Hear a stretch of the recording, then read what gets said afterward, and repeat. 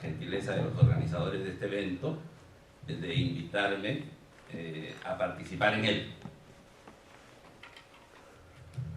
Y quisiera empezar revelando la razón por la que en especial me animé a ser partícipe.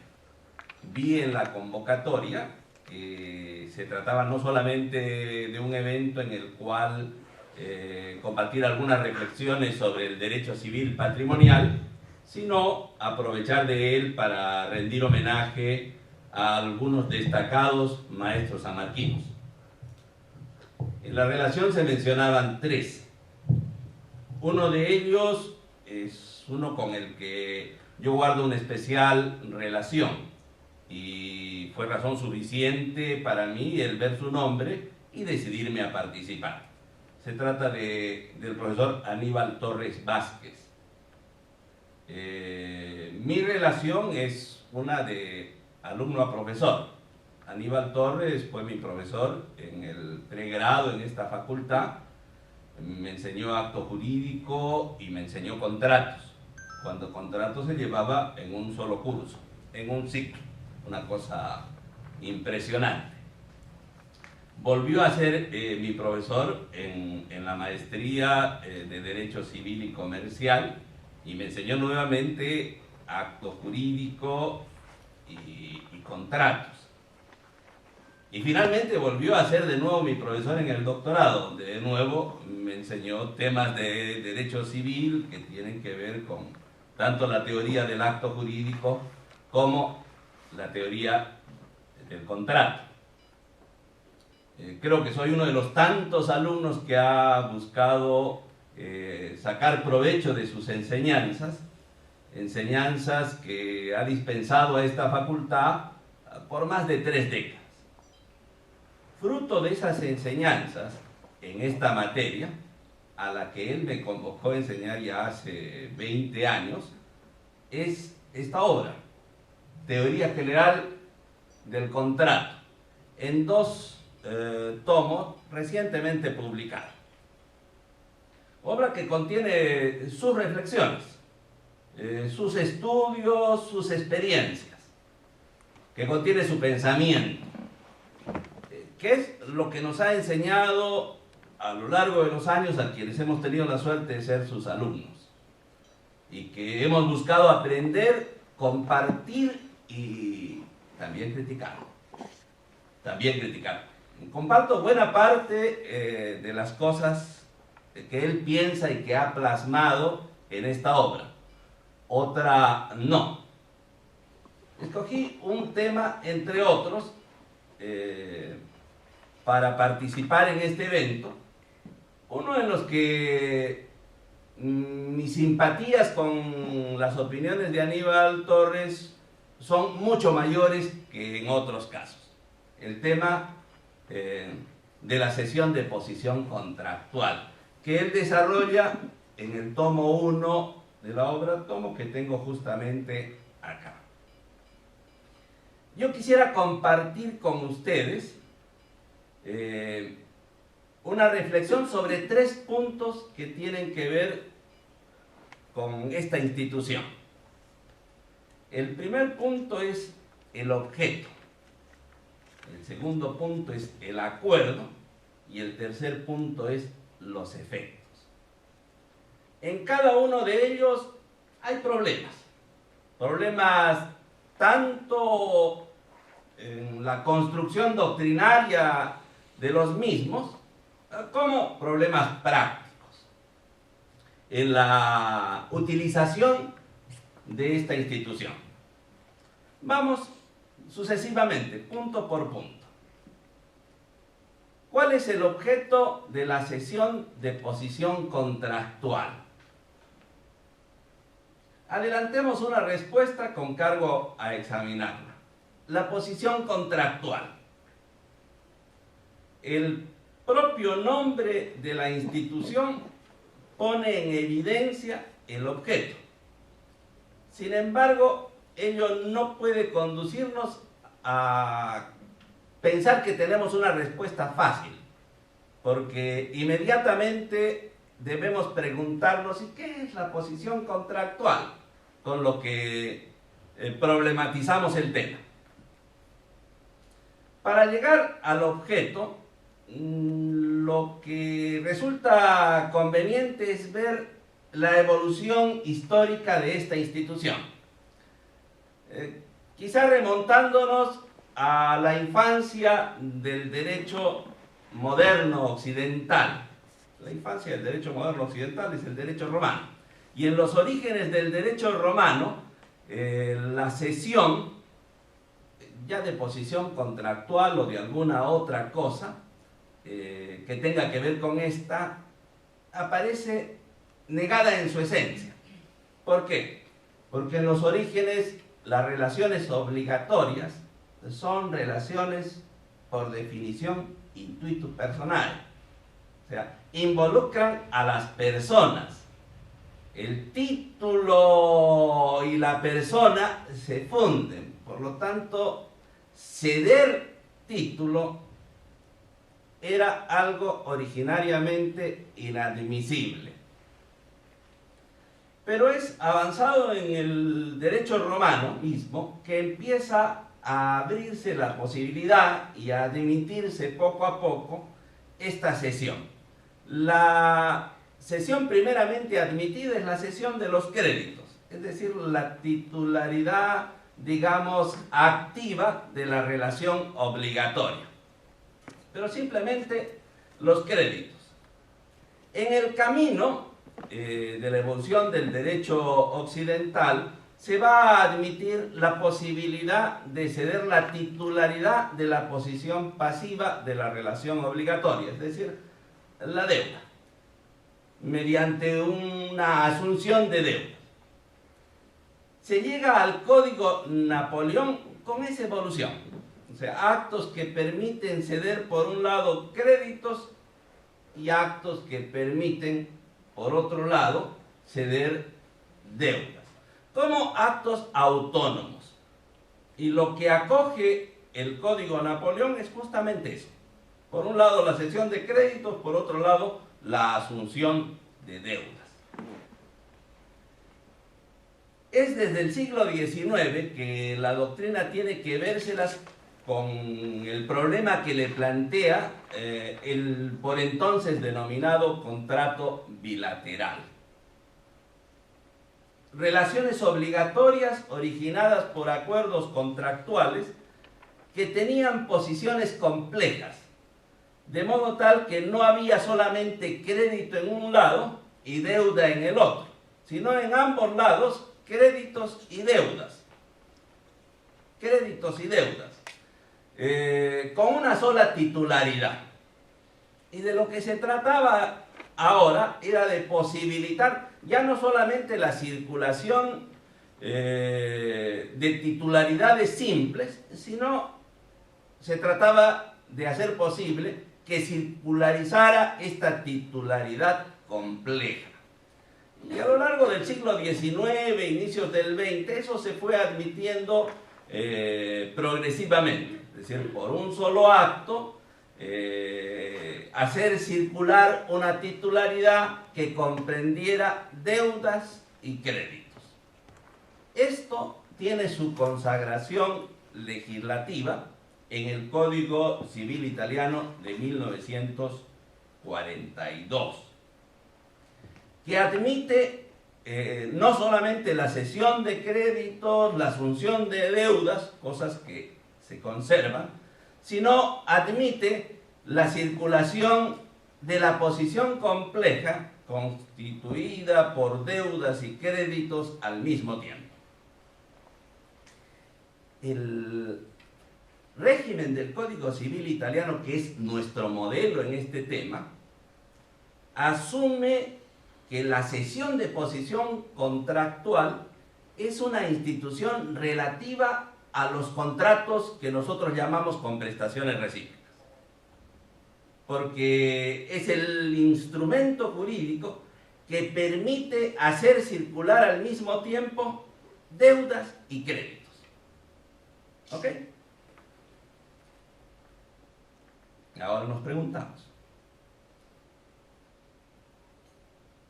Si nosotros en el libro sexto conservamos las instituciones que permiten la circulación del crédito por un lado y la circulación de la deuda por el otro,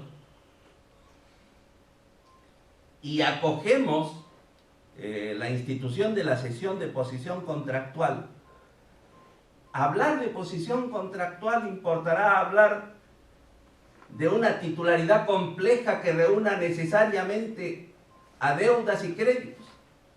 Es decir, posición contractual será aquella que tienen las partes involucradas por un contrato con prestaciones recíprocas, así como lo concibe el Código Civil italiano.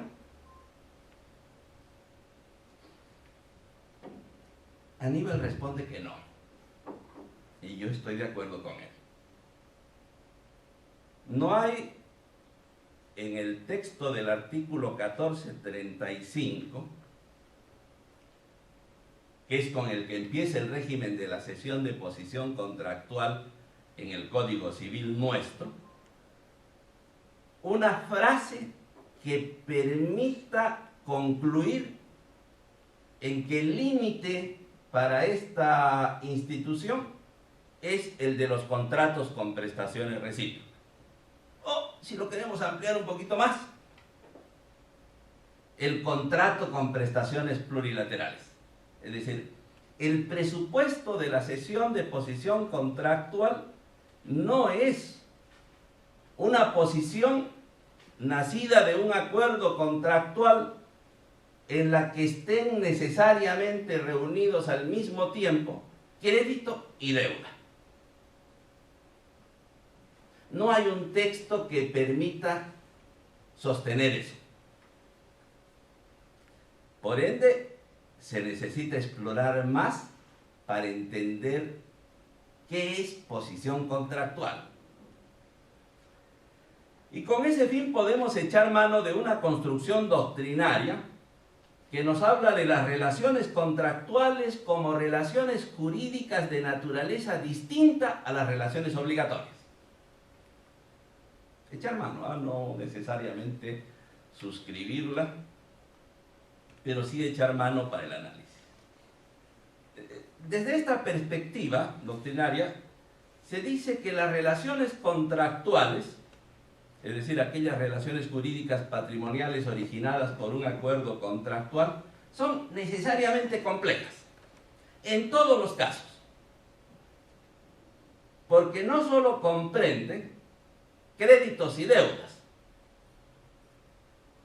incluso no solo comprenden ellos, en el caso que las relaciones originadas por el contrato tengan a una parte pura y simplemente como acreedor y a otra parte pura y simplemente como deudor, que sería el caso de la relación jurídica originada por un acuerdo simple de donación, por ejemplo. Se sostiene las relaciones contractuales, a diferencia de las relaciones obligatorias, siempre comprenden más derechos, más deberes que el puro crédito y la deuda. Y no falta razón, porque créditos y deudas no agotan el haz de derechos y deberes que tienen las partes de una relación contractual. Créditos y deudas, por ejemplo, son insuficientes para explicar los remedios contractuales, que son derechos potestativos de las partes en una relación contractual. Algunos de estos solo explicables en el contrato. Así, por ejemplo, las partes que han celebrado un contrato afectado por lesión tienen ciertamente créditos y deudas, y en el caso de la lesión, créditos y deudas en ambas posiciones. Pero además de créditos y deudas, una de las partes tiene un remedio a su disposición, la parte afectada por la lesión, que es el remedio rescisorio. El remedio rescisorio existe en la relación contractual y solo en la relación contractual. Por lo tanto, la posición contractual del lesionado comprende créditos, comprende deudas y comprende también este remedio, que lo puede, como no, ejercer. Por eso es un derecho potestativo.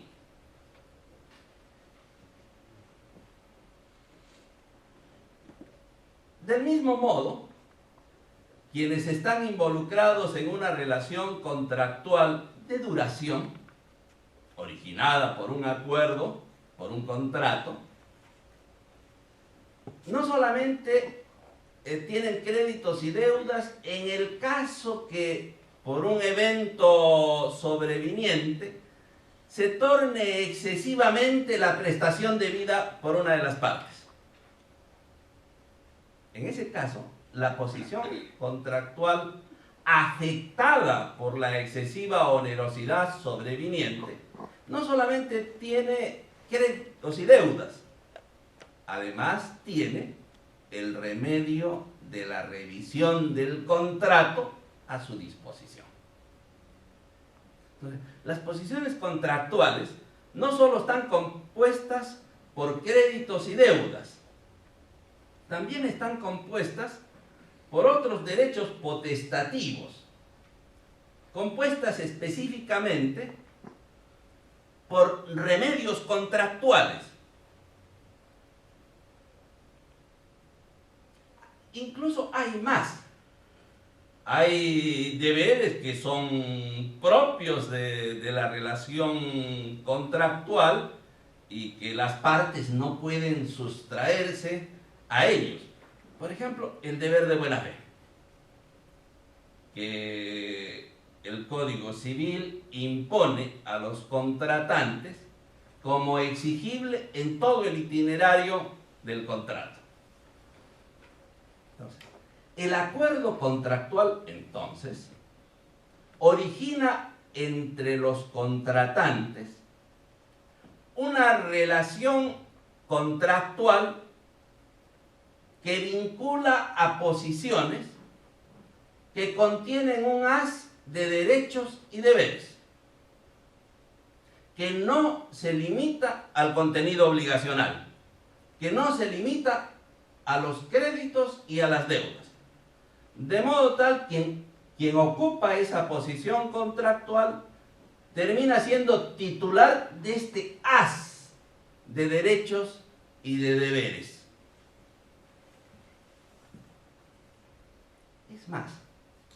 Es más,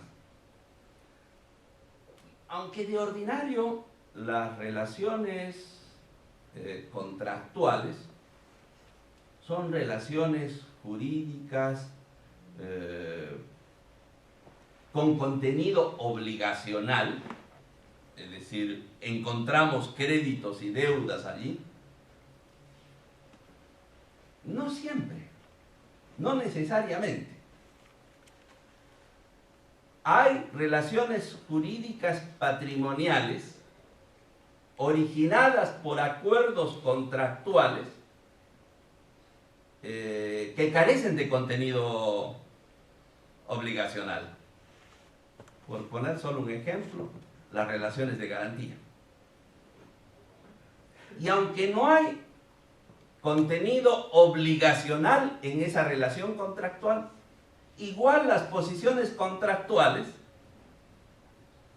terminan conteniendo un haz de derechos y de deberes. Entonces, cuando se habla de la cesión de posición contractual, el objeto al que se está haciendo referencia es la titularidad de ese haz de derechos y deberes, la titularidad de la posición contractual, no necesariamente conteniendo créditos y deudas. No hay una expresión en el 1435 que permita restringir el objeto de la cesión de posición contractual a aquellas posiciones nacidas de contratos con prestaciones recíprocas o contratos con prestaciones plurilaterales en general.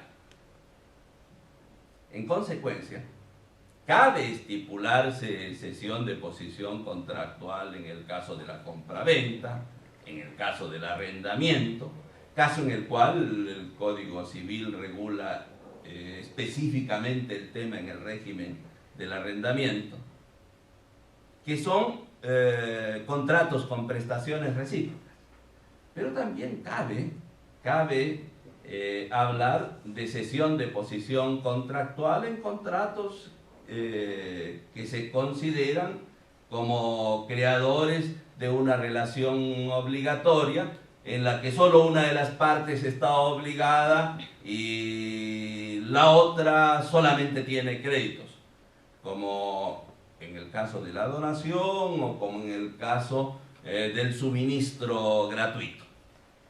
Porque el objeto de la cesión en todos estos casos no es ni el crédito, no es ni la deuda, ni el crédito y la deuda juntos. Es algo distinto. Es la posición contractual total.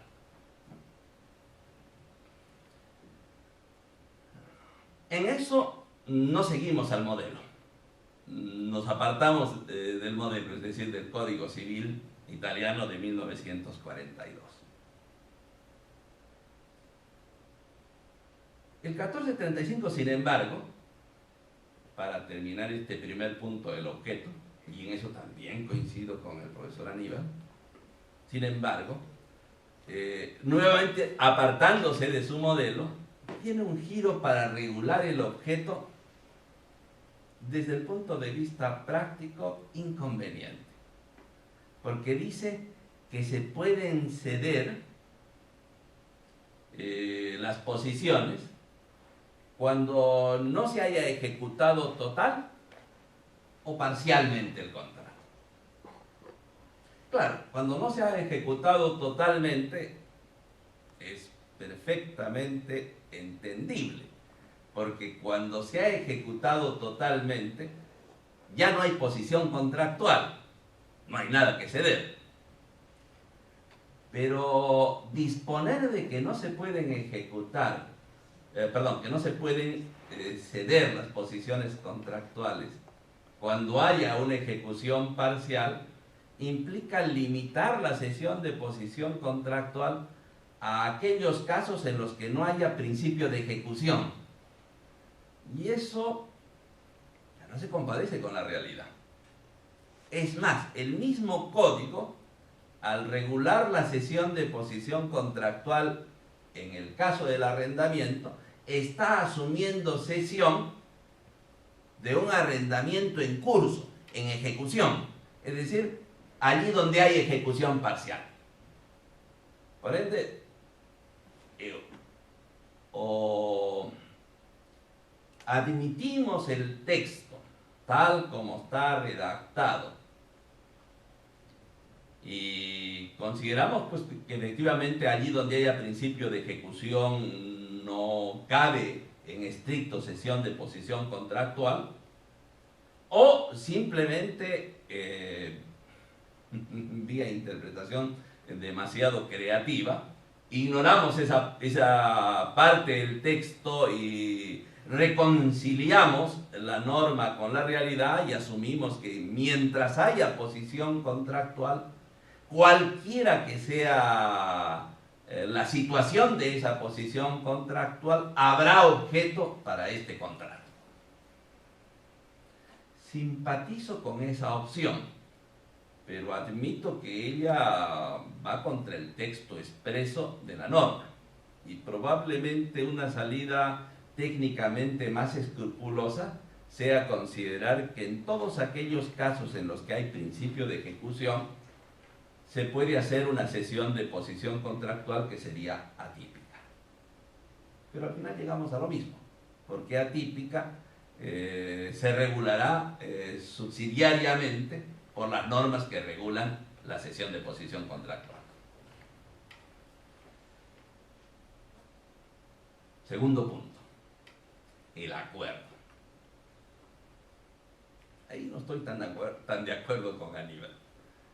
La opinión común es que en este caso el acuerdo es trilateral. Es decir, está claro que en la cesión de posición contractual podemos identificar tres partes.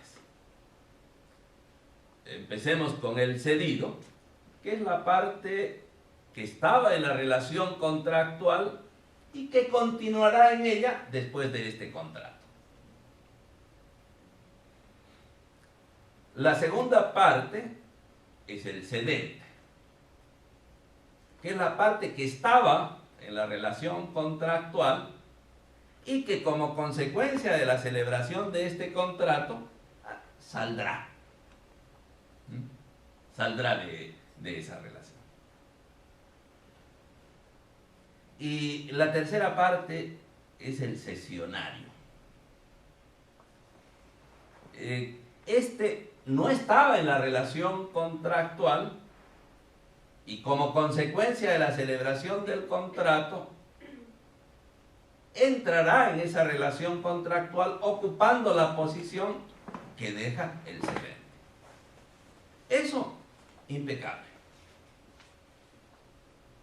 Por lo demás, también es así en la cesión de créditos y en la asunción de deudas. El tema acá es el acuerdo. ¿Quiénes celebran el acuerdo para que tengamos el contrato de cesión de posición contractual? Y hay dos posiciones al respecto. Una primera posición sostiene que el acuerdo es trilateral, es decir, el consentimiento debe de ser el producto de la voluntad de esas tres partes. Y una segunda posición sostiene que el acuerdo lo celebran cedente y cesionario. La intervención del cedido, de acuerdo con esta posición, es para satisfacer un requisito de eficacia. La primera posición es la que suscribe plenamente Aníbal Torres. O sea, si no hay un acuerdo total entre las tres partes, pues no hay cesión de posición contractual. Yo no sé si eso sea del todo correcto. Primero, no parece compadecerse con el lenguaje del Código Civil, porque cuando alude a la manifestación de voluntad del cedido, que tiene que producirse necesariamente, no la regula en términos de consentimiento. No es el lenguaje que usa el Código, sino conformidad. Y la conformidad podemos entenderla como una declaración de voluntad de asentimiento. Y eso es requisito de eficacia. Claro, el lenguaje del código no tenemos que tomarlo como el de un manual de derecho y no exigirle en consecuencia escrupulosidad en el vocabulario. A veces el Código Civil se toma más de una licencia en su vocabulario. Pero esa lectura, tomar con seriedad la expresión conformidad y entenderla como asentimiento y consiguientemente requisito de eficacia, me parece de utilidad práctica. Porque, por otro lado, el código habla del acuerdo para referirse a lo que hay entre cedente y cedido. Y el único tema que está presente respecto del acuerdo entre cedente y cedido es el relativo a la cesión, es decir, que el cedente se va y el cedido ingresa en su lugar. Pero en la esfera de la realidad no es razonable asumir que el acuerdo entre cedente y cedido se limite a ello. Es razonable asumir que hay mucho más contenido que la sola cesión de la posición en lo acordado entre cedente y cedido. Por ejemplo, ¿se hace la cesión a título gratuito o se hace a título oneroso? No descarto que puedan haber casos en la realidad en los que el cedente deja su posición sin nada a cambio. Pero lo usual más bien es que lo haga a cambio de. En consecuencia, hay un contenido que solo involucra a cedente y a cesionario, que es ajeno a los intereses del cedido. De modo tal que cuando el cedido, en cualquier momento, antes, durante, después, expresa su conformidad a la cesión, se limita única y exclusivamente a ese contenido, la cesión. El resto no le incumbe. Si consideramos que el consentimiento es trilateral,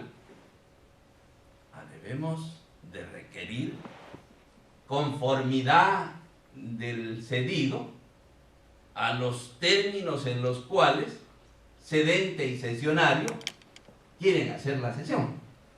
Y eso me parece a mí que es un exceso. Claro, no va a producir sus efectos la cesión nunca sin la conformidad del cedido.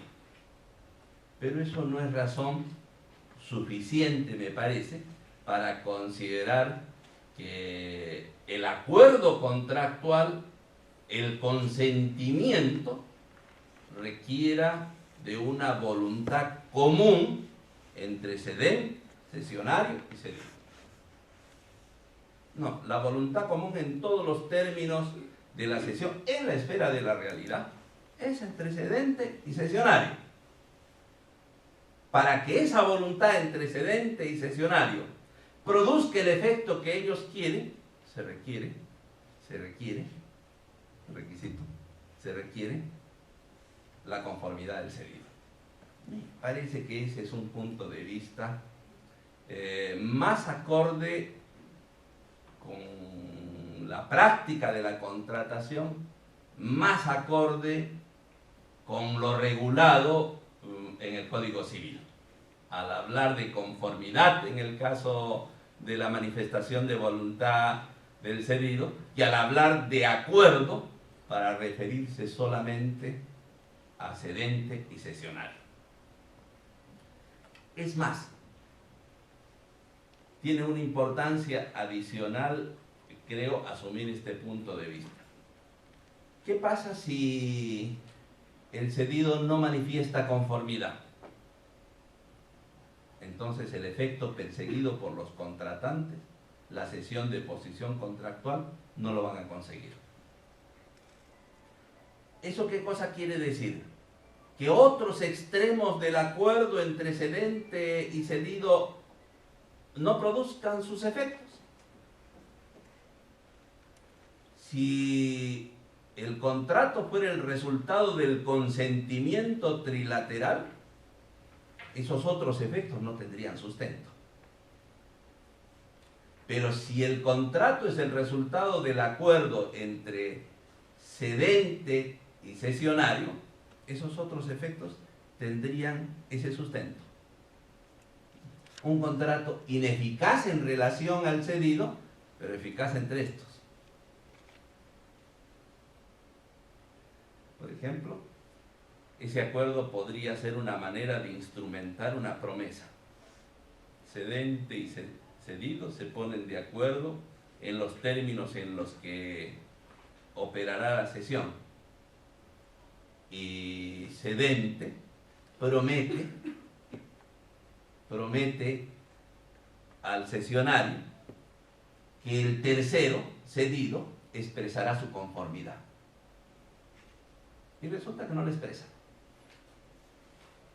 No hay ninguna consecuencia. Si esto es una instrumentación de la promesa, lo que sobreviene es la indemnización.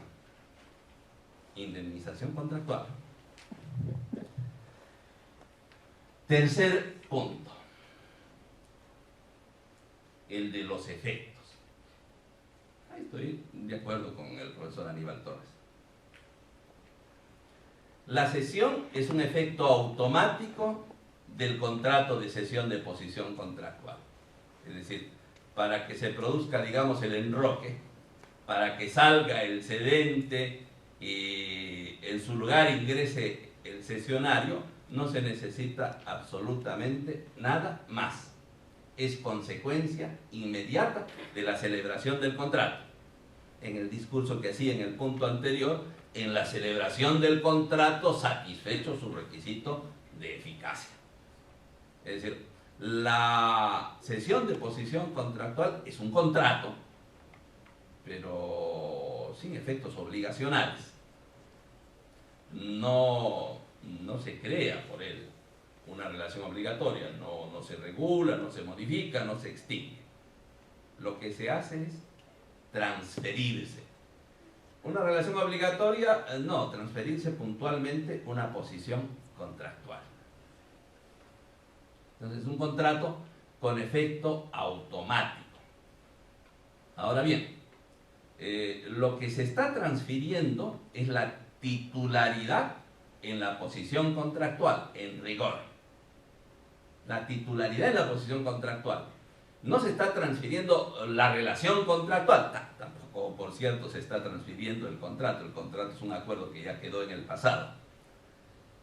Se transfiere simplemente la titularidad de la posición que ocupa uno de los contratantes o una de las partes en la relación contractual y se cede, se transfiere automáticamente. De modo tal que la relación contractual continúa su curso en el estado en el que estaba. Es decir, en primer lugar, aquí innovación no hay, es decir, no es efecto de este contrato la extinción de una relación obligatoria y originar otra. No hay por añadidura porque puede haber cesión de posición contractual no habiendo obligaciones de por medio inclusive.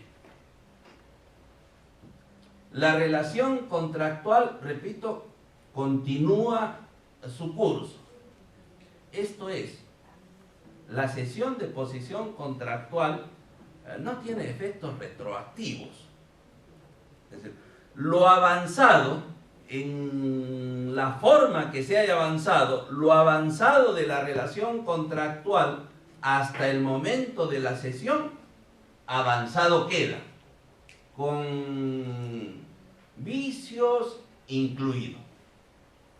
Continúa su curso en los términos en los que la relación contractual ha sido regulada por el acuerdo contractual, con la única diferencia que la titularidad de la posición cedida es ejercida de allí en adelante por el cesionario.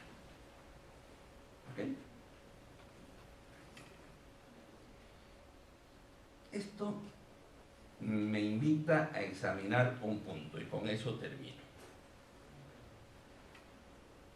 El de los contratos con efectos reales. ¿Cómo opera la cesión de posición contractual en esos casos. Imaginemos una compra-venta de un inmueble en la que el vendedor es un sujeto legitimado para disponer de la propiedad del inmueble que vende.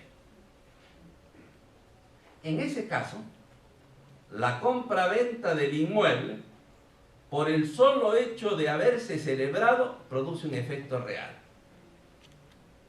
La propiedad es inmediatamente transferida del vendedor al comprador. Nace entre las partes, además de este efecto real, pues la relación contractual, que tiene un marcado contenido obligacional. El vendedor tendrá que entregar en propiedad el inmueble vendido al comprador, inmueble del que ya no es propietario, y el comprador tendrá que pagar la suma de dinero estipulada como precio por el bien. ¿Qué pasa si la cesión de posición contractual se celebra en ese momento? Es decir, cuando el vendedor no ha entregado todavía el inmueble y claro, el comprador no ha pagado el precio. ¿Qué pasa si la cesión se celebra respecto de la posición que ocupa el comprador? ¿Qué pasa con el efecto real? ¿Qué pasa con el efecto real? El que ingrese en la posición de comprador lo convierte al cesionario, por un lado, en deudor del precio. Tiene que pagar la suma de dinero que se ha acordado entre las partes como precio por el bien. Y lo convierte, por otro lado, en acreedor de la entrega en propiedad del inmueble. O sea, lo que le debe el vendedor al comprador cesionario es pura y simplemente la entrega del bien. No es exacto el 1529 del Código Civil cuando habla de que la deuda sería una de transferirle la propiedad. No es exacto. Porque la transferencia de la propiedad opera de acuerdo con las reglas que regulan la transferencia de la propiedad. La obligación es una de prestación de dar. Lo que debe y paga es la entrega del inmueble. Pero el inmueble que le va a entregar es un inmueble que ya no es de propiedad del vendedor. De quien va a recibir, para ser más exacto, el comprador cesionario del inmueble, es de quien no es propietario del inmueble. ¿Cómo hace para adquirirlo? La única manera que haya coherencia con la finalidad de la cesión de posición contractual es, en este caso, además del efecto automático de la cesión, atribuirle a la misma un efecto real. Total, el cesionario entra en la posición del cedente, comprador en nuestro ejemplo, con una finalidad: adquirir el inmueble en propiedad, no otra. Ok, señores, gracias por su atención, muy amables.